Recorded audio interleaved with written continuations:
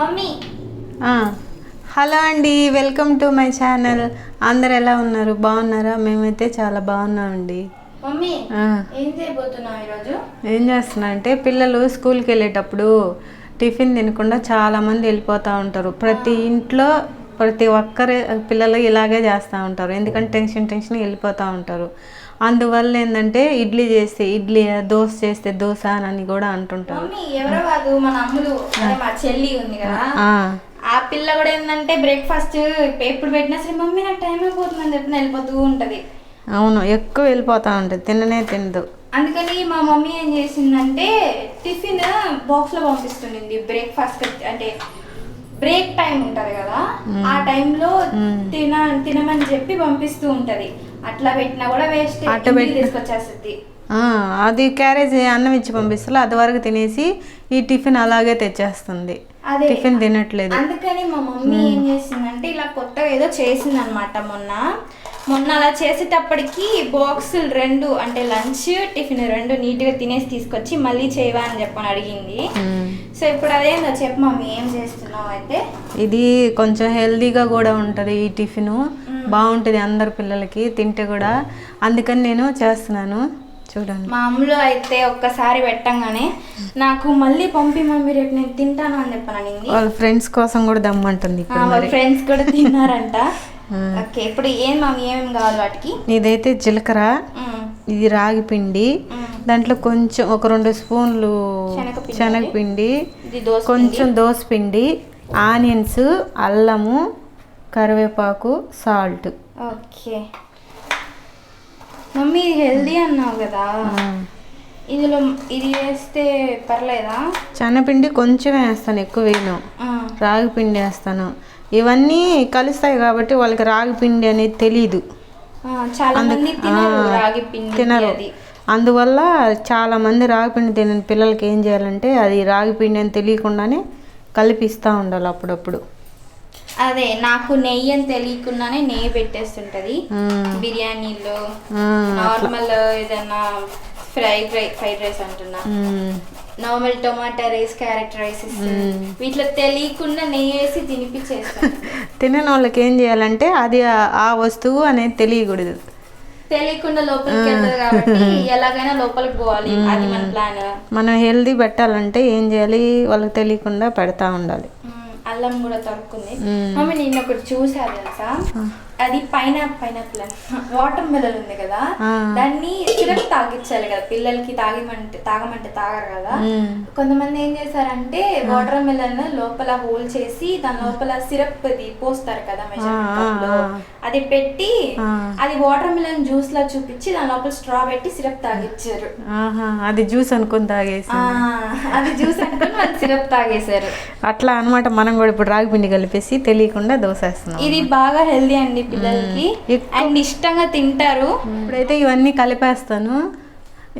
ఇది దోశ ఎందుకు, రాగిపిండి దోశలోనే ఎందుకు, ఏదైనా చేసి కలిపెట్టచ్చు కదా అంటారు. కానీ పిల్లలు కానీ పెద్దోళ్ళు కానీ ఎక్కువ ఇష్టపడేది దోశే, అందుకని ఈ దోశలోనే కలుపుతున్నాను.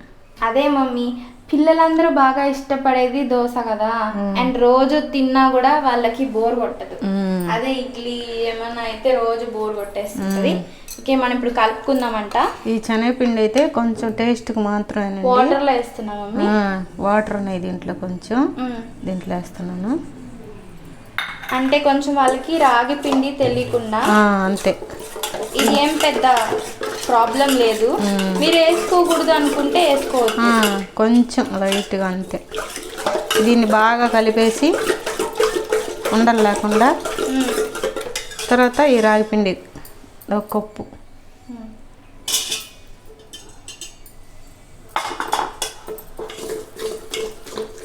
మా మమ్మీ పెసరట్టు కూడా బాగా చేస్తుంది. అది ఇంకో వీడియోలో చూపిద్దాం, అది ఇంకొక వీడియో తీద్దాము. నేను ఒక్కసారి తిన్నాను, బాగా నచ్చింది. చేసి అంటే మాత్రం చేసేయట్లే, కానీ ఎందుకు చేసినా నేను అడిగిన ప్రతిసారి రేపు చేసిస్తా అని చెప్పి నార్మల్ చేస్తుంది. నెక్స్ట్ టైం పెసరట్టు మాత్రం మమ్మీని తప్పకుండా చేయాలి. నేను వీడియో తీసి నీ రెసిపీ చూపిస్తా.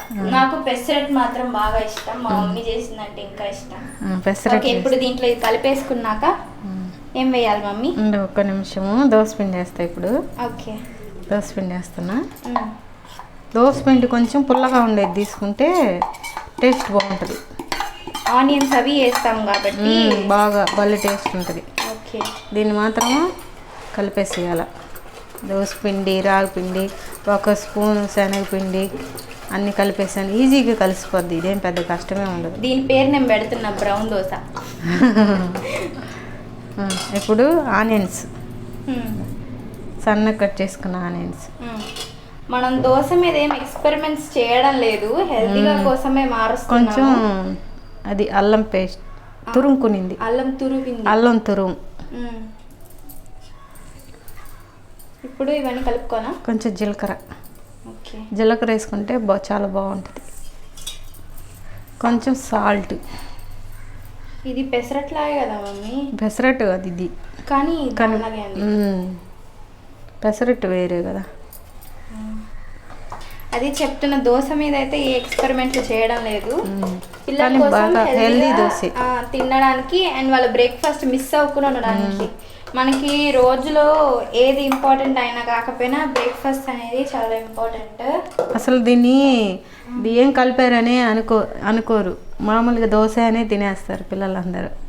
అదే కొత్త కలర్ దోశ, బ్రౌన్ దోశ దీని పేరు నేను పెట్టా ఈరోజు. అదే చాలా బాగుంటుంది. అయితే కొంచెం కొత్తిమీర, కరివేపాకు సన్నగా దాంట్లో కలిసిపోవాలి. ఇది కూడా ఎందుకంటే కొంతమంది ఉంటారు కదా ఇలాంటి వాళ్ళు, కరివేపాకు అంతా ఏరి పెడతారు, అందుకోసం.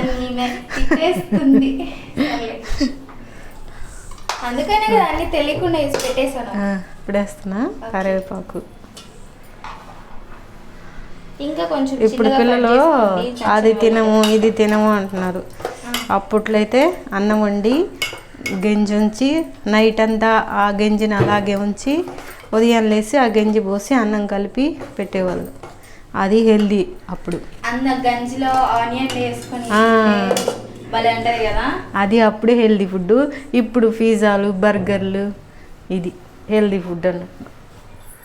అది హెల్దీ ఫుడ్ కాదు, తింటుంటారు అంతే.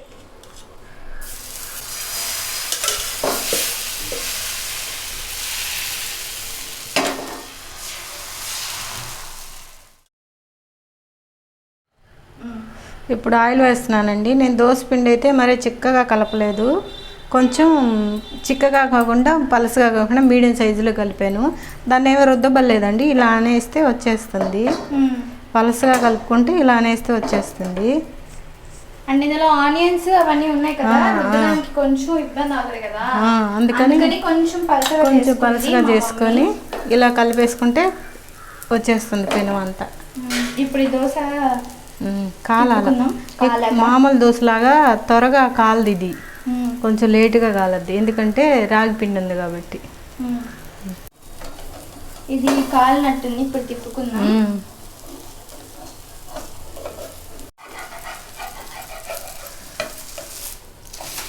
చూడండి, నేను సోడా ఉప్పు కూడా వేయలేదు, ఎంత ఎర్రగా వచ్చిందో దోశ.